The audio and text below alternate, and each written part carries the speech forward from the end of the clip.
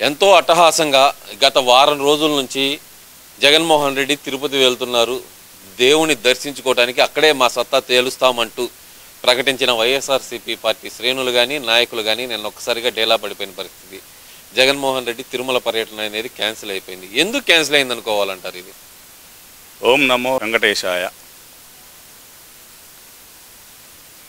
ఇప్పుడు ఒక సైకో మనస్తత్వం గల జగన్మోహన్ రెడ్డి గారు, అతను చేసిన తప్పులు పబ్లిక్గా కనపడుతున్నాయి, రిపోర్ట్లు ఉన్నాయి కలిసిందని. ఆ నెయ్యి మేము ఫలానా టైంలో ఫలానా రోజు ఫలానా నెలలో పంపించామని చెప్పని ఎవరైతే ఆ సంబంధిత ఏఆర్ డైరీ వారు కూడా ఆల్రెడీ ప్రకటించారు ప్రెస్ మీట్గా. మరి నువ్వు ఎన్ని అబద్ధాలు చెప్పినా ప్రజలు నమ్మే స్థితిలో లేరు. నువ్వు దానికి నువ్వేం చేసావు? అయ్యా, ఏదో నాకు తెలియదు, మా అధికారులు చేసిన తప్పు నాకు సంబంధం లేదు కాబట్టి ఆ సంబంధిత అధికారులని నేను పెట్టిన ఎవరైతే అన్య మతస్థులను ఎవరినైతే నేను చైర్మన్ వేసానో వాళ్ళ మీద మీరు యాక్షన్ తీసుకున్నానంటే మీకు గౌరవం పెరిగేది ఈ రాష్ట్రంలో. కనీసం అది లేకుండా ఎదురుదాడి చేసి అతను ఏమనుకున్నాడంటే, ఈ ప్రజల్లో నేనేం చేయలేదు అని చెప్పి ఇన్నాళ్ళు ఇంతకుముందు చెప్పినప్పుడు నమ్మారు కదా, ఇప్పుడు ఎందుకు నమ్మరు అని చెప్పని వాళ్ళు ఏదంటారు చూడండి. ఇది జరిగి అన్నాళ్ళు అవుతుంది, 2 వారాలు అవుతుంది. మొన్న శనివారం గుళ్ళలో పోయి కొబ్బరికాయలు కొట్టండి అని చెప్పని ఇచ్చి నేను నడుచుకుంటా కొండెక్కుతానని చెప్పని స్టేట్మెంట్ ఇచ్చాడు. దేనికి? నీ భయం ఎందుకు? నువ్వు చెప్పాల్సింది చిన్న మాట ఏంటది? తప్పు జరిగిపోయింది కాబట్టి వాళ్ళ మీద యాక్షన్ తీసుకుంటాయా, నేను ముఖ్యమంత్రిగా అన్నీ నేను చూడలేదు కానీ ఒక మాట అంటే అయిపోయేదానికి నువ్వు చేసుకున్న నీ నెత్తికి చుట్టుకున్నావు, నువ్వే చుట్టుకొని ఇప్పుడు నేను కాదు అని చెప్పానంటే ఎట్ట కుదిరిద్ది? ఓకే, అయిపోయింది. కానీ నన్ను ఎందుకు మానుకున్నావు? ఏమైంది? పులివే కదా. ఇంతకుముందు అసలు 4 కిలోమీటర్లు హెలికాప్టర్లు వెళ్ళేవాడిగా, ప్రజల సొమ్ముతో హెలికాప్టర్లు వెళ్ళేవాడి కదా 4 కిలోమీటర్లు. నువ్వు హెలికాప్టర్లు రాబోయావా? మరి ఎందుకు రాలేదు? మరి కింద నుంచి నీకు ఆల్రెడీ మా చంద్రబాబు నాయుడు గారు పోలీసు వ్యవస్థ ఏర్పాటు చేశాడు, ట్రయల్ రన్ చేయించారు నీ కోసం. మనం ఎందుకు భయపడిపోయావు? నీవెందుకు పులివెందులు పిల్లి ఎందుకు అయ్యావు? జగన్మోహన్ రెడ్డి, నీకు ఏమాత్రం సిగ్గు అనిపించట్లా? రాజశేఖర రెడ్డి బిడ్డవేనా నువ్వు? నీ పవర్ ఏమైపోయింది? నీ పులివెందుల రాజకీయం ఏమైపోయింది? నేను ఎందుకు నువ్వు దాక్కున్నావు? మళ్ళీ ప్రెస్ మీట్ పెట్టి బురదెందుకు చల్లుతున్నావు? ఏం పని నీకు? అయిపోయింది. నేను కొన్ని కారణాల వల్ల రాలేకపోయానని చెప్పు. నువ్వు ఎందుకు రాలేదంటే ప్రజలు ఏమనుకుంటున్నారంటే, నువ్వు ఆడికి వస్తే డిక్లరేషన్ ఇవ్వాలి కంపల్సరీగా. నీ ఇంట్లో నీ పిల్లం తంతానంది, నువ్వు డిక్లరేషన్ మీద సంతకం పెడితే నీకు పగిలిపోద్దిరా, నువ్వు కనుక పోయి డిక్లరేషన్ మీద సంతకం పెడితే అనంటే భయపడి పిల్లిలాగా దాక్కొని నువ్వేదో ప్రజలకి మభ్య పెడతానికి ప్రెస్ మీట్ పెట్టి ఏం చెబుతావు? అందులో నేను వెళ్తానంటే నాకు నోటీసులు పంపిస్తే నేను ముఖ్యమంత్రిగా ఉండడిగా నా నోటీసులు పంపించారంటాను. నీకు సిగ్గుందరా అసలు? ఏం మాట్లాడుతున్నావు సైకో జగన్మోహన్ రెడ్డి? ఇంకా మారిపోతే అట్టా? నిన్ను బొంద పెట్టారు కదా 11 సీట్లతో, అయినా కూడా నువ్వు మారలేదు. అయినా నీ పుటక పాడు. కానీ అసలు ప్రెస్ మీట్లో ఏం మాట్లాడుతున్నావు? చంద్రబాబు నాయుడికి ఏం సంబంధం? అది ఏం సంబంధం?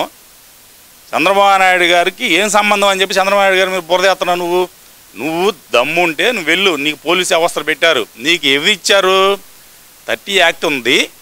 ఎవరు కూడా అక్కడ గలాట్ చేయకూడదని చెప్పని మీ కార్యకర్తలకి, మీ నాయకులకి, లోకల్ నాయకులకి ఇచ్చారు. అది నువ్వు వాళ్ళ దగ్గర నుంచి నువ్వు దీంట్లో తెప్పించుకొని నువ్వేదో ప్రెస్ మీట్లో నాకు పంపించారని చెప్పి సిగ్గుండదు నీకు? నీ పేరు నీకు పంపించారు 30 యాక్ట్? నీకెందుకు పంపిస్తారు? నిన్ను గౌరవంగా తీసుకెళ్తానికి చంద్రబాబు నాయుడు చెప్పాడు. మాకు అసలు ఇష్టం లేదు ఇలాంటి యాదవని, అసలుకి తిరుపతి ఎందుకు రానిస్తున్నాడు ఈ చంద్రబాబు నాయుడు? మేమే కాదు, ఏ ప్రతి హిందువు తిట్టుకుంటున్నారు. అయినా కూడా నువ్వు మాజీ ముఖ్యమంత్రిగా నువ్వు తిరుపతి వస్తానంటే నీకు చంద్రబాబు నాయుడు గారు ఆల్రెడీ 1000 మంది పోలీసులతో నిన్ను తీసుకెళ్తాను రెడీ అయ్యారు.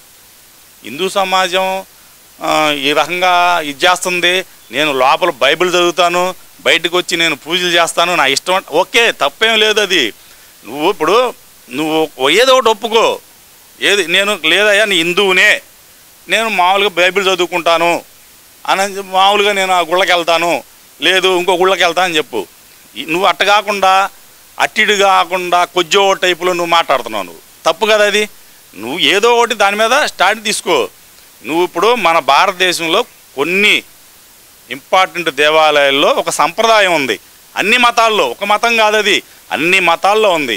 ఆ మతానికి సంబంధించిన ఎవరైతే కాకుండా ఆ గుడికి వెళ్ళినప్పుడు వాళ్ళ సంప్రదాయాన్ని పాటించి ఆ గుడిలోకి వెళ్ళి దర్శనం చేసుకోవడం అనేది అన్ని మతస్థులకి ఇక్కడ ఉన్న రూల్. అది నువ్వు ఆ రూల్ ఫాలో అవ్వకుండా నా ఇష్టము, నేను ముఖ్యమంత్రిగా చేశాను, లేకపోతే నేను ప్రజాప్రతినిధిని, లేకపోతే నేను రౌడీని, నా ఇష్టం నేను వెళ్తాను అని అంటే ఎట్ట కుదిరితే కుదరదు కదా.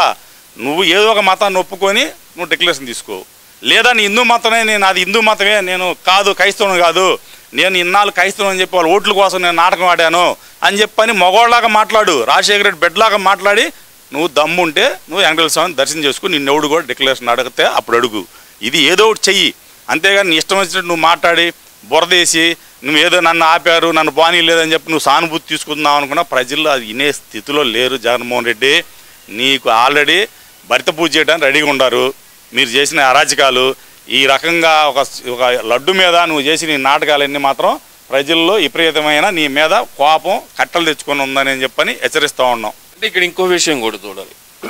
నిన్న ఏదైతే గనుల శాఖ డైరెక్టర్, మాజీ డైరెక్టర్ వెంకటరెడ్డిని అరెస్ట్ చేయడం వెనక, అలాగే జగన్మోహన్ రెడ్డి తిరుమల పర్యటన రద్దు వెనక, ఈ రెండింటి వెనక ఏదైనా లింక్ ఉండే అవకాశం ఉందనుకోవచ్చు అంటారా? ఉండిద్ది, ఎందుకు ఉండదు.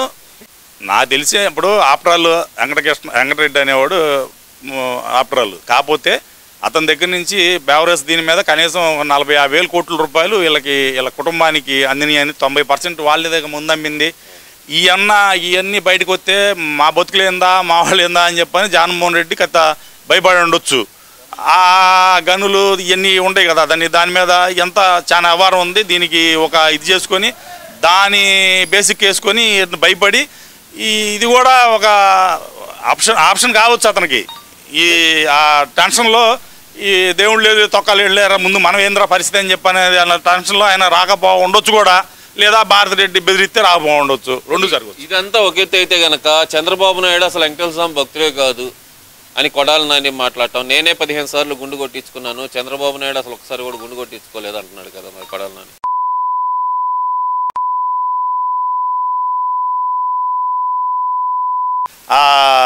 ఆ నియోజకవర్గం నాయకులు ఏం చేస్తున్నారో నాకు అర్థం కావట్లేదు. ఇలాంటి నా కొడుకుల్ని మామూలుగా బయట రాకుండా తండాలి నా కొడుకుని.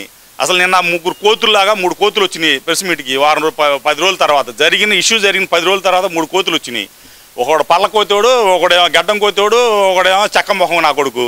ఈ ముగ్గురు నా కొడుకు మళ్ళీ అసలు అంతకుముందు చించుకున్నాడు, అదే అని ఇదని నా కొడుకు మాట్లాడుకుండా కూర్చున్నాడు. మరి ఎందుకు మరి భయం నా కొడుకు? మరి ఇలా మరి మాట్లాడొచ్చు. ఆ రోజు పోలీసులు వ్యవస్థ నువ్వు మాట్లాడేంద్రా ఎదవ, చిన్న పిల్లగాడు కూడా మాట్లాడు, ఆడ మనిషి కూడా మాట్లాడిద్ది. పోలీసులు అడ్డం పెట్టుకుని ఎదుటోళ్ళని తిట్టమంటే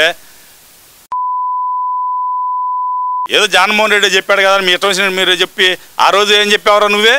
రథం తగలబడితే అన్నావు, చక్రరథమాయా ఎంతసేపు రథం తయారు చేస్తాం ఆడ పెడతాం ఏంది అని అన్నావు. మరి రాముడు వారి తల్లబాగలు కొడితే నరికితే ఏమన్నావు, ఇంకో విగ్రహం పెడతాము, దాని గురించి పెద్ద మీరు ఇంత చేయాలా అని చెప్పి అన్నారు. అదే రోజు మాజీ ముఖ్యమంత్రి ప్రతిపక్ష నాయకుడు చంద్రబాబు నాయుడు గారు వెళ్తుంటే మీరు ఎందుకు ఆపారా? జగన్మోహన్ రెడ్డి నువ్వు ఆ రోజు ముఖ్యమంత్రివేగా, నీ బచ్చగాలి చేత నువ్వు ఎందుకు ఆపించావు? ఈ నా కొడుకులు ఎందుకు ఆపారు? దేవసాయ శాఖ మంత్రి వీళ్ళంతా ఎందుకు ఆపారు ఆ రోజు? మరి ఆ రోజు పానీ లేదు, ఎందుకు పానీ లేదు? ఏం సిగ్గులేదా మీకు? ఇవాళ మాట్లాడుతున్నావు మమ్మల్ని పానీ లేదు, నిన్ను పానీ ఎవడుగా పానీలా, ఎవడు ఆపలా నిన్ను? నీకు చావలేక చేతగాక ఎదవ్వి నువ్వు వెంకటేశ్వర స్వామి భక్తుడు కాదు కాబట్టి నువ్వు ఆగిపోయావు. అది ఒప్పుకో, అంతే మర్యాదగా ఉండిద్ది. అంతేగాని నేను పెద్ద పోటుగాడిని నీటిగాడిని అని చెప్పడానికి మీకు హక్కు లేదు. ఈడే కాదు, ఆ తొర్లిపల్లి నాన్నగాడు కూడా ఆయన ఏదో బాప్టిజం తీసుకున్నాడు పవన్ కళ్యాణ్ గారు, ఇంకోసారి పోయి ఏదో ఇస్లాం తీసుకున్నాడు, ఇవాళ హిందూ ఎట్టయ్యాడు అని చెప్పి మాట్లాడతాడు. ఎదవా, అరే మేము ఉండామరా అందరం, మేము హిందూ మతస్థులమే, కానీ క్రైస్తవ సోదరులు పిలిస్తే ఆ గుడికి వెళ్తాం, వాళ్ళు అక్కడ ఏదైతే వాళ్ళ మర్యాదలు ఉంటాయో అవి మేము పాటిస్తాం. అలాగే యేసుప్రభుని కొలుస్తాం, దండం పెట్టుకొని వస్తాం. అదే ఇస్లాం వాళ్ళు పిలిస్తే మసీదులకు వెళ్తాం, వాళ్ళ అక్కడ ఏదైతే వాళ్ళు ఫాలో అవుతారో అదే ఫాలో అయ్యి వాళ్ళని గౌరవిస్తాము, అదే పూజ చేస్తాం. అదే కాదు మన చిక్కు అని అన్నాడు ఈ నత్తిముఖం జగన్మోహన్ రెడ్డి. చిక్కులోళ్ళు బంగారం దేవాలయం దగ్గరికి వెళ్ళి నీ దమ్ముంటే నువ్వు అలాగే వెళ్ళరా పైకి, నీ దమ్ముంటే నువ్వు అట్నే వెళ్ళు, నీ చుట్టూ నేను నీ చుట్టూ తిరుగుతాను, నీకు కాపలా కాస్తా, నీ దమ్ముంటే వెళ్ళి చిక్కులు దానికి బంగారు దానికి నువ్వు వెళ్ళగలవా? ఒక ప్రధానమంత్రి అట్ట వెళ్ళిందని చెప్పాను సావనిగారు వాళ్ళకి అక్కడ ఒక రూల్స్ ఉంటాయి. ఆ రూల్స్ ఫాలో అయ్యి దాని ప్రకారం వెళ్తేనే గుళ్ళోకి రానిస్తారు ఎవరైనా.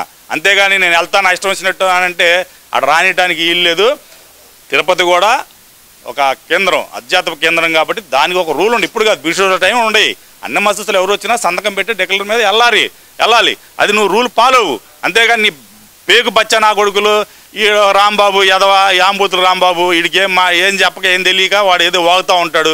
ఇవన్నీ మామూలుగానే ఎంత ఎదవలు కాబట్టి ఎదవలతో నువ్వు ఎంత వాగినా ప్రజలు నీకు ఆల్రెడీ గోరీ కట్టారనే సంగతి నువ్వు మర్చిపోవద్దు జగన్మోహన్ రెడ్డి.